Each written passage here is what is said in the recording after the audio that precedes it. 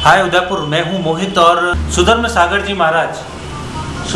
महाराज दिल्ली में जो इतनी दुखद घटना हुई है, क्या कुछ कहना चाहेंगे उसके लिए आप?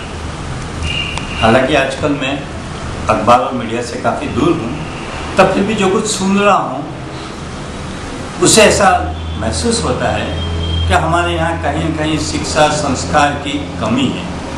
संस्कृति जो हमें टिकाए रखनी है, उसके लिए समाज को भी अलर्ट सावचेत होना पड़ेगा और ऐसी घटनाएं न बने, उसके लिए मात्र प्रशासन ही अकेला जवाबदार है ऐसा कह सके वो जरूरी नहीं है। जब तक हम लोग सावधानी सावचेत समय के साथ अपनी सीमा में रहकर न चलेंगे तो हम कहाँ किसको कितना रोक पाएंगे। जैसा कि एक पुराना उदाहरण है, न कहना चाहिए तब फिर भी कहना पड़ता है। रामायण का एक हिस्सा ले लिया जाए। सीता के लिए जब लक्ष्मण रेखा बनाई गई, उसने लक्ष्मण रेखा का उल्लंघन करके एक कदम बाहर रखा तो रावण उसको हाईजेक करके उठा के ले गए। तो ऐसी घटनाओं के लिए सिक्के के दोनों पहलू हैं। जी, हमें खुद में भी सावधान रहना चाहिए और सामने वाले को ऐसा मौका न मिले, इसलिए हमारी वेशभूषा, उठना बैठना, चाल चलगट, उसके ऊपर भी काफी आधार रहता है, क्योंकि सामने वाला हर एक दृष्टि से, हर एक एंगल से देखता है और उसको मौका न दिया जाए। जैसा कि हमारे में लाज घूंघट की जो गरिमाएं थी, कुछ हमारी बहन बेटियों ने भी उसका काफी उल्लंघन किया है, जिससे कि सामने वालों को ऐसा बार बार मौका मिलता है। गलती दोनों की है।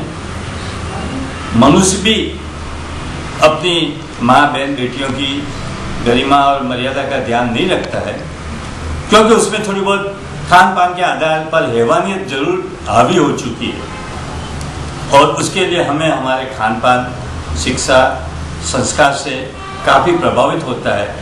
और आजकल देखा जाता है कि माता पिताओं ने भी अपने बाल बच्चों को इतनी ज़रूरत से ज़्यादा छूट छाट दे रखी है और उसका ये परिणाम आ रहा है कि अब उसके ऊपर आप लगाम कसने की कोशिश करते हैं। जो लगाम बच्चे 5 से 12 साल, 14 साल, आधी टिकट तक का होते हैं, वहाँ तक तो आप उसके ऊपर कंट्रोल रखते नहीं, जरूरत से ज़्यादा छूट दे देते हैं। फिर 18 साल 20 साल के ऊपर के बच्चों के ऊपर आप कंट्रोल करना चाहते हैं तो वो असंभव जैसा है। जैसा कि मोपेड हो या मोबाइल,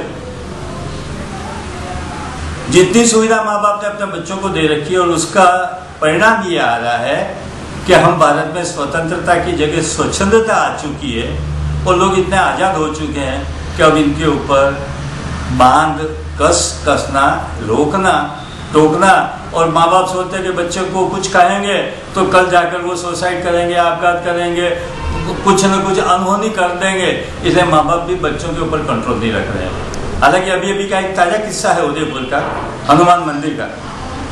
जैसा कि किसी बच्चे ने हनुमान मंदिर में से मुकुट चोरी की और जब फोटोग्राफी से पता चला और उसके माँ बाप ने उस बच्चे के लिए पुलिस में कंप्लेंट की कि ये बच्चा मुकुट लेके आया है, आप इसको पकड़ो। अब जब माँ बाप में भी इतनी हौसला बुलंद होना चाहिए कि मैं अपने बच्चों को पकड़वाऊं कि ऐसी दुर्घटना न हो, क्योंकि इसके पीछे प्रीति और भीति दोनों है। माँ बाप को भी मालूम था कि कल अगर बच्चे को नहीं पकड़ा गया तो पुलिस आकर हमें भी रिमांड पे लेगी, चाहे उसने भीति से पकड़वाया चाहे प्रीति से पकड़वाया। तो इस तरह से हमें अनुशासन और शक्ति के साथ कुछ काम लेंगे, काम करेंगे तो दुर्घटनाएं कम होगी, पर इसके लिए हमें सावचेत और सावधानी दोनों बरतनी पड़ेगी और जागृत होकर चलना पड़ेगा, तभी हम कुछ कर पाएंगे। वरना तो दिल्ली के उन दरिंदों को क्या कुछ सजा मिलनी चाहिए, आपको क्या लगता है? देखो, अहिंसा का मतलब कायरता नहीं है। गांधी जी ने भी किसी जमाने में कहा था कि सामने वाला कभी आवेग में आकर आपके सामने जापट मारता है तो एक बार तो गाल धरो। मगर मैं समय की मांग के साथ कहता हूँ, उसका आवेग और आवेश कम करने के लिए एक बार आपने गाल जरूर कर दिया, मगर दूसरी बार वो जापट उठाने के लिए गाल के सामने आवे तो कम से कम उसका हाथ तोड़ो मत, मगर मोड़ने की तो ताकत जरूर रखो।